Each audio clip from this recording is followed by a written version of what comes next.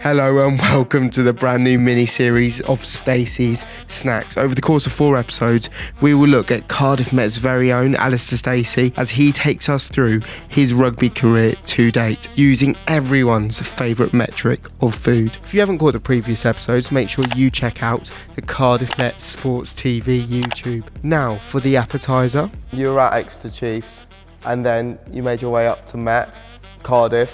Hence the Welsh Cakes. Very good. Thoughts on Welsh Cakes? I can't say I've had many.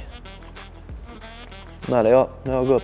Okay. A little bit dry, I need a cup of tea or something. They are very dry, aren't they? I mean, yeah. the fact you're able to bang them against the table like that. Knock someone out with that. Like a hockey puck.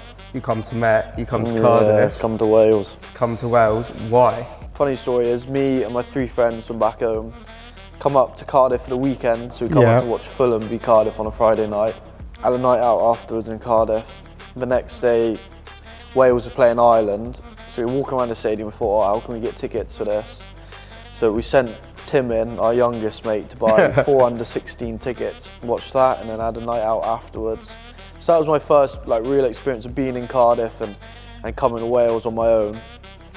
I think a couple of weeks afterwards, I was up here with my old man, watching Cardiff Met play Northumbria down on Rugby 1. Walked through all the ultras because they had made a ton.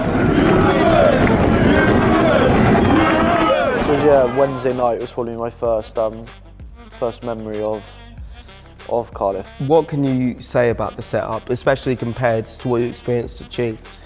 Everything's taken very seriously, especially playing Bucks. We have gym set up, we have a pretty full-on programme. Analysis, meetings on a Monday and a Friday after training.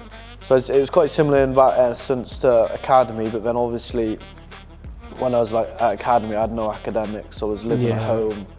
So it's getting that balance really between rugby, your academics and living on your own for the first time.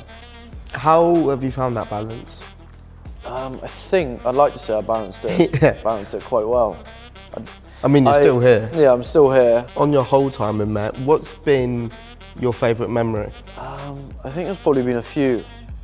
I remember last year we played Loughborough at home, and I think it was 33-29 or something, and it was a proper, in the trenches, dogfight game, in the wet and cold.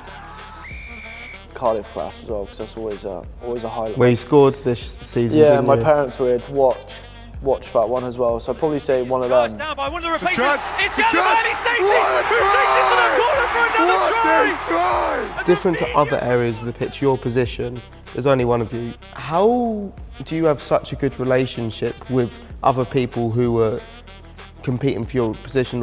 Just from an outside looking in, you and Rory seem to have a really good relationship, but yet you're vying for the same jersey. No, I think rugby is, because it's a physical game, off the field relationships are so important.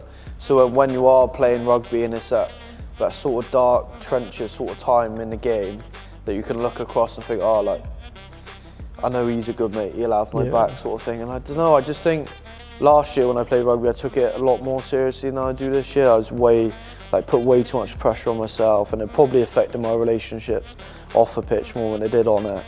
And I think this year, just being in my final year of being at uni, and there's more to uni and life and rugby. Yeah. And I think, just if your mates off the pitch, you'll be mates on the pitch, and I'm just here to have a good time really. And Rocky, what are you doing, man? One more, Ben. You're not getting involved. I'm kicking one, man. You're not getting involved. See what I mean about this? Don't kick the balls at men, huh?